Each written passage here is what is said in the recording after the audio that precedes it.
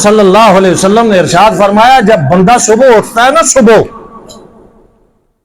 تو یہ سارے اعضاء یہ زبان کے پاس آتے ہیں. اس ہماری یہ جو زبان ہے گوشت کا ایک لوتھڑا ہے، یہ سارے اعضاء جسم کے، اور یہ اعضاء آ کر کے کہتے ہیں اتق اللہ فینا، اے زبان تو ہمارے بارے میں اللہ سے ڈرتے رہنا. زبان سے بات کرتے ہیں، ویسے تو زبان بات کرتی ہے لیکن صبح صبح سارے اعضاء مل کر کے زبان سے کہتے ہیں اتق اللہ فینا، ہمارے بارے میں اللہ سے ڈرنا کہ ہم تیرے پیچھے پیچھے چلتے ہیں، اگر تو سیدھی چلی تو ہم بھی سیدھے رہیں گے، اور اگر تو ٹیڑھی ہو گئی تو ہم بھی ٹیڑھے ہو جائیں گے. یہ زبان. آپ کسی کو کہیں خیر کیسے پھیلی ہے، اچھا کام کیسے ہوا ہے، تو بنیاد زبان سے ہوتی ہے. خیر کا مرکز کیسے قائم ہوا، زبان سے ابتدا ہوئی ہے. آپ کسی سے پوچھیں جھگڑے کی بنیاد کیا ہے، قتل و قتال کی بنیاد کیا ہے، زبان. بنیاد ہے زبان. یہ اللہ تعالیٰ نے ہمیں نعمت عطا کی ہے، یہ زبان نعمت ہے اللہ کی. اور نعمت کا اصول اور ضابطہ یہ ہے کہ نعمت جس کام کے لیے دی جائے اس کام میں یہ صرف اور خرچ اور استعمال ہونی چاہیے. اس سے دوسرے کام اگر ہم لیں گے، یہ سچ کے لیے تھی سچ بولیں، یہ خیر کے لیے تھی خیر کے کام کریں، خیر کی بات کریں. آپ صلی اللہ تعالی علیہ وسلم نے ارشاد فرمایا کل کلام ابن آدم علیہ لا لہو، کل کلام ابن آدم علیہ لا لہو. ابن آدم کا، انسان کا ہر کلام، ہر بات اس پر وبال ہے، اس کے لیے فائدہ مند نہیں ہے، وبال ہے اس پر.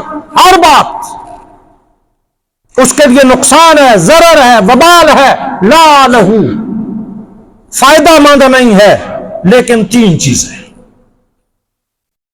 صرف تین چیزیں یہ کرے گا زبان سے تو اس کو فائدہ پہنچائیں گی، ورنہ باقی سارے کام، ساری باتیں اس کے لیے نقصان.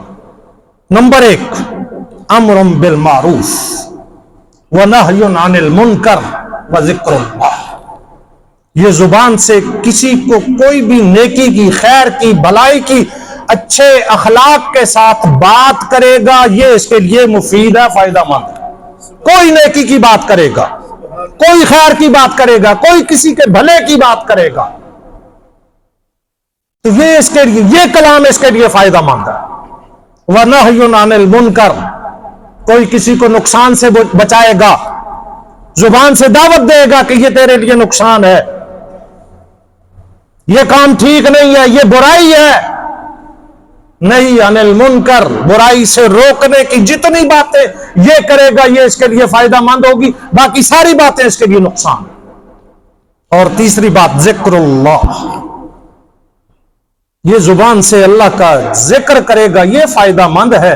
اس کے علاوہ باقی ساری باتیں اس کے لیے نقصان دہ اور اس کے سامنے آ جائیں گی.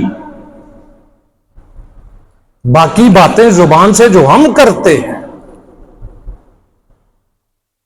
جہاں جہاں پر ہماری زبان چلتی ہے، بات کرتی ہے، ہمارے معاشرے میں بات بعد میں ہوتی ہے، گالی پہلے ہوتی ہے، پہلے ہوتی ہے گالی. آپ صلی اللہ علیہ وسلم نے ارشاد فرمایا سباب المسلم فسوق وقتالہ کفر، کسی مسلمان کو گالی دینا اس سے بڑا گناہ کوئی نہیں. جو اپنی زبان سے گالیاں نکالنے کا عادی ہو وہ اللہ کی نظروں سے گر جاتا ہے. یہ حدیث پاک میں اللہ کی نظر سے. ہم کسی کے ساتھ کوئی دشمنی اور عداوت کا آخری معیار کہ وہ ہماری نظروں سے گر گیا ہے. اور ہمارے تکیہ کلام یہ ہوتے ہیں، ہم شروع بھی یہاں سے گالی سے، لایانی گفتگو سے.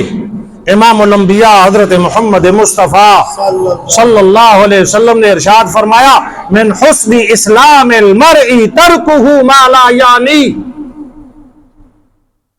کسی بندے کے اسلام کی، اس کے مسلمان ہونے کی خوبی یہ ہے کہ وہ اپنی زبان سے فضول گفتگو نہیں کرتا. اور ایک حدیث پاک میں لیس المؤمن بالطعان واللعان والفاحش، مسلمان تانا دینے والا ہوتا ہی نہیں ہے، مسلمان لعن طعن کرنے والا ہوتا ہی نہیں ہے، مسلمان بےہودہ گفتگو کرنے والا ہوتا ہی نہیں ہے. چہ جائے کہ اس زبان سے غیبتیں ہو رہی ہیں. ہماری کوئی محفل کوئی مجلس غیبت سے خالی نہیں، کوئی محفل کوئی مجلس کہیں پر بھی مرد عورتیں سارے بہتان، الزام، غیبت. اور اللہ کا قرآن کہتا ہے ما یلفظ من قول الا لدیہ رقیب عتید. ہمیں نہیں پتہ چل رہا کہ کس نے کہاں پر کیا بات کی ہے، ہمیں نہیں اندازہ ہے، لیکن ما یلفظ من قول الا لدیہ رقیب عتید. یہاں اللہ نے نگران بٹھا دیے ہیں کندھوں پر، کرامن کاتبین یعلمون ما تفعلون، جہاں بٹھا دیے ہیں. تم جو بات کرتے ہو لکھ لیا جاتا ہے. بندہ کہے گا یہ بھی لکھا گیا، یہ بھی لکھا گیا، یہ تو میں نے تنہائی میں کیا تھا. اور اللہ کا قرآن کہتا ہے حضرت لقمان حکیم نے اپنے بیٹے کو جو وصیتیں کی تھی،